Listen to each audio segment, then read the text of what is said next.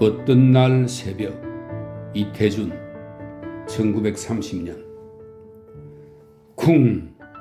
무엇인지 앞마당에서 이렇게 땅을 울리는 소리가 나는 것을 나만 들은 것이 아니었다.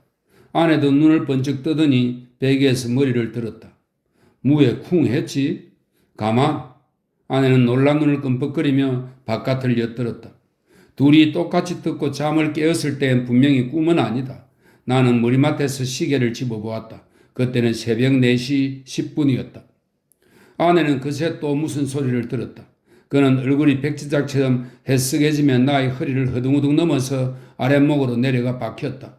그리고 내 손에서 시계를 집어다 이불 속에 넣으며 겨우 내 귀에 들리리만치 도적놈이야 도적놈 하고는 얼굴을 이불 속에 감추었다. 그때 내 귀에도 완연히 묵직한 우람스런 신발이 마루 끝을 우쩍 디디고 올라서는 소리가 들렸다. 도적놈, 그는 또 잠잠하였다. 아마 한 발만 올려 디딘 채 마루 위에 세간을 살피는 것 같았다. 그러더니 한참 만에야 또 우직하고 마저 한 발을 올려놓는 것 같았다. 그리고 우드득 우드득. 아마 신발에 눈이 묻은 듯 그는 조심스럽게 발소리를 삼가며 마루방으로 되어 있는 윗방 문 앞으로 가더니 다시 까딱 소리가 없다. 그것은 마루방 문이 조용히 다루기 힘드는 유리창임에 낭패한 듯 하였다. 한 2분 동안이나 그렇게 쥐죽은 듯이 서 있던 그는 유리창에는 손도 대어보지 않고 이왕 사람을 깨워놓을 바에는 즉 강도질을 할 바에는 하고 용기를 얻었음인지 불이 켜있는 우리 방 앞으로 뿌드득 뿌드득 다가왔다. 이번에는 스스럼치 않고 덤문고리를 꼭 잡는 소리가 났다. 그리고 지그시 힘을 들여 당겨보더니 안으로 걸린 고리가 떡하고 문술주에 맞히는 것을 알고는 슬며시 놓는 소리까지 소상이 났다. 이번에는 어찌할 셈일까? 윗방 유리 창문은 걸려있지 않았다. 윗방과 우리 방과는 장지문으로 칸을 막았으니 그가 윗방의 유리창만 한번 밀어보는 날이면 우리는 별 수 없이 이 무서운 밤사람과 대면하지 않을 수 없는 운명에 있는 것이다. 그는 덤문고리를 놓은 후 방안을 엿듣는 모양인지 꼼짝도 하지 않고 서 있었다. 그러나 우리 귀에는 그의 세찬 숨소리가 사뭇 바람처럼 문풍지를 울리고 있었다. 그리고 그 불덩어리 같은 시뻘건 눈깔이 방언입니다. 눈깔이 어느 틈으론지 우리를 노리고 있는 것만 같아서 문을 바로 쳐다볼 용기가 없었다.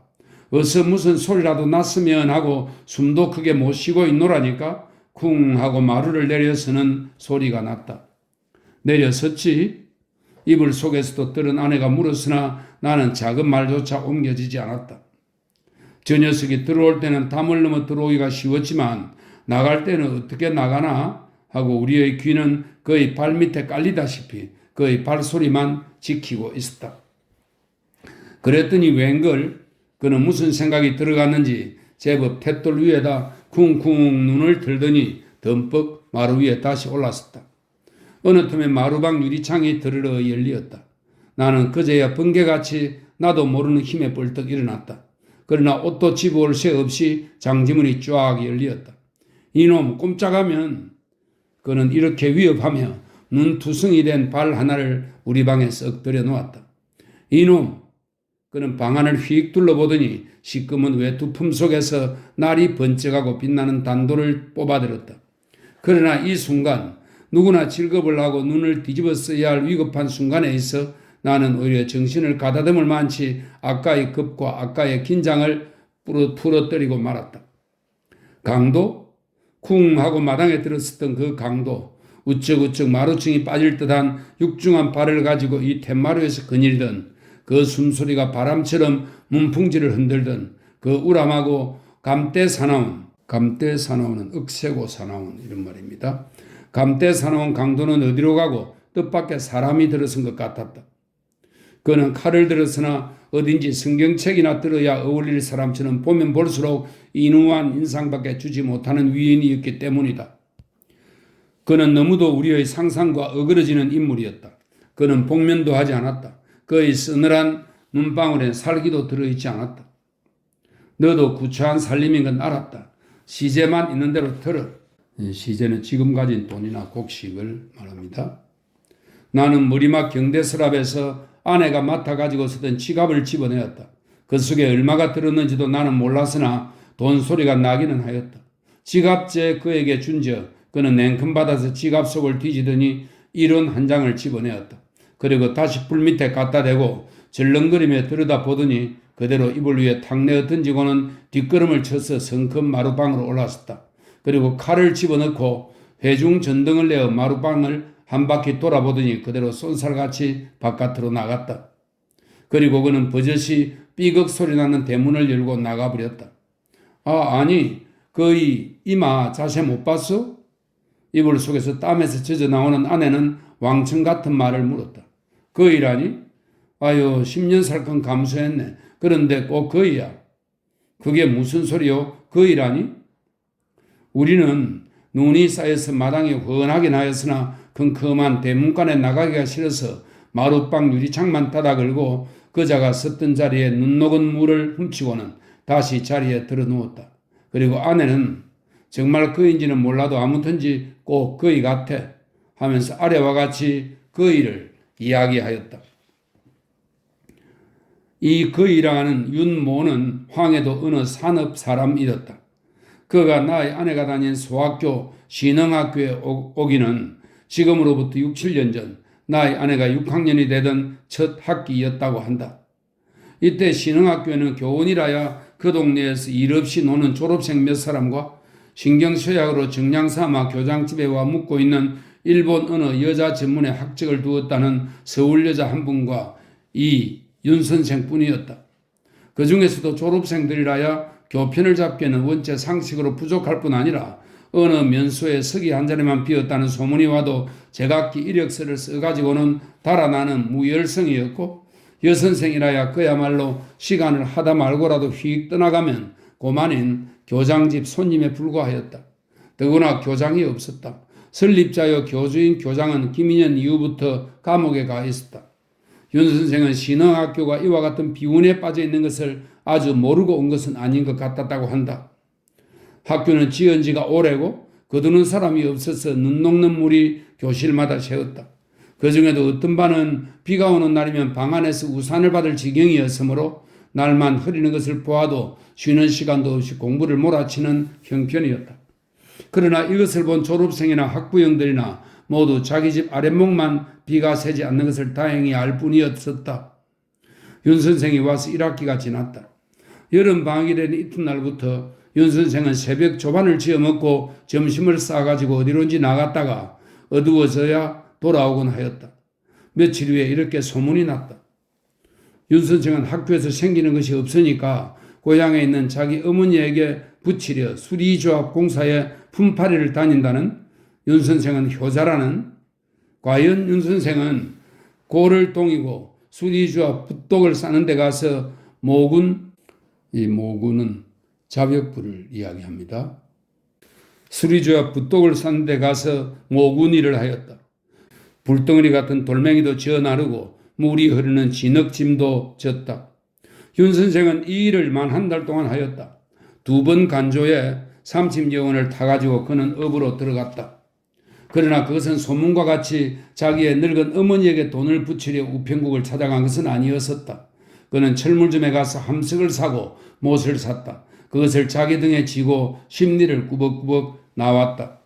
물론 그 후부터 신흥학교는 비가 새어 공부를 못하게 되지는 않았다. 그해 겨울이 왔다. 산골이므로 학부형들이 장작은 되었으나 난로가 모자랐다. 3, 4학년을 한데 모으고 5, 6학년을 한데 모아도 난로가 모자랐다. 동짓머리 제일 추운 때가 왔다. 윤 선생은 자기가 담임하여 가르치던 5, 6학년에 일주일 동안 재가 복습을 주었다. 그리고 그날부터 윤 선생은 자기 아내에게도 자세히 이르지 않고 어디로인지 없어지고 말았다. 일주일째 되는 날 오후였다. 집으로 돌아가던 학생들은 읍길에서 윤 선생을 발견하였다. 윤 선생은 짐꾼에게 난로 하나를 지워가지고 타박타박 따라오고 있었다. 참말 그때 윤 선생은 5, 60대 노인처럼 다리에 힘이 없어 타박거렸다. 학생들은 그때와 같이 피곤한 윤 선생을 본 적이 없었다. 그러나 무심한 어린 학생들은 그 윤 선생이 푹 눌러선 방한모 속에 피 묻은 붕대가 감겨 있는 것은 발견하지 못하였다. 윤 선생은 짐꾼에게 학교를 가리키고 자기는 바로 집으로 와서 그 추운 날 냉수부터 찾으며 쓰러지고 말았다. 이마에는 끈에 찍힌 것처럼 가죽이 뚫어졌다. 두 손바닥에는 밤톨만큼씩 한 못이 박히고 손등이 성한 데가 없이 터져 있었다. 그리고 몸이 불덩어리처럼 뜨거웠다. 어디서 무슨 고역을 하고 왔을까? 어쩌다가 이마를 다쳤을까? 윤 선생은 결코 말을 하지 않았다. 선생님, 난로 어디서 났어요? 학생들이 물어도 그거 내가 사왔지. 세계돼서 좋지? 하고 더 물으면 다른 말을 하였다. 그러나 동리 사람들은 며칠이 안 돼서 소문을 들었다. 업에서 멀지 않은 곳에서 금강산 가는 전찻길을 닦느라고 산 허무는 일터가 있는데 윤 선생이 거기와 일을 하다가 엿새째 되는 날엔 남포에 터져 나가는 돌조각에 맞아 이마가 뚫렸다는 것과 삭전유건과 치료비 사문을 탔다는 것까지.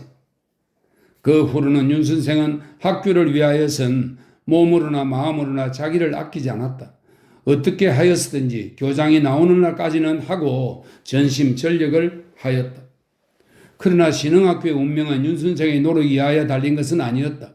이미 결정된 때가 있었고 결정한 곳이 있었다. 신흥학교는 자격 있는 교원 3사람 이상을 쓰지 못한 지가 오래다. 해마다 새로 나는 교비품을 장만하지 못한 지가 오래다. 윤 선생은 졸업생들을 찾아다니고 청년 회원들을 찾아다니고 경찰서와 군청을 드나들며 신흥학교 후원회를 조직하였다. 그리고 기부금 허가원을 제출하였다. 그러나 이 신흥학교에는 기부금 허가 대신에 학교를 유지할 재원이 없는 것을 인정한다는 이유로 학교 허가 철회와 해산 처분이 내리고 말았다. 윤 선생은 눈이 뒤집혀 군청으로 달려 들어갔다. 그러나 윤 선생의 열성을 안 곳이 있으랴. 그날 밤 학교 가까이 있는 사람들은 모두 첫잠을 울음소리에 놀라 깨었다. 그것은 윤 선생이 술에 취해서 학교 마루층을 두드리며 우는 소리였었다. 그 이튿날 아침엔 윤 선생이 미쳤다는 소문이 퍼졌다. 그것은 윤 선생이 학교 마당에 서서 심리 20리 밖에서 멋모르고 모여드는 학생들에게 마치 채마밭에 들어간 닭이나 개를 쫓듯이 조약돌을 집어가지고 팔매질을 하여 쫓아 보낸 것이다. 윤 선생은 자기도 그날로 아내와 젖먹이 딸을 데리고 그 동리를 떠나가고 말았다는 것이다. 그래, 꼭 그 사람입니까? 글쎄 말이야. 말소리가 익으니까 이불 속에서 잠깐 몰래 보기는 했지만 꼭 그이 같아. 그러니 윤 선생님이 어쩌면 강도질을 이때다. 밖에서 도적놈이야. 저놈 잡아라. 이놈 도적놈 하는 여러 사람들의 아우성이 났다. 그리고 쿵쿵쿵 하고 다름질치는 소리가 몰려오더니 바로 우리 방 들창 밑에서 꽝 하고 나가 떨어지는 소리가 나자 이놈 아이쿠 하는 소리가 났다.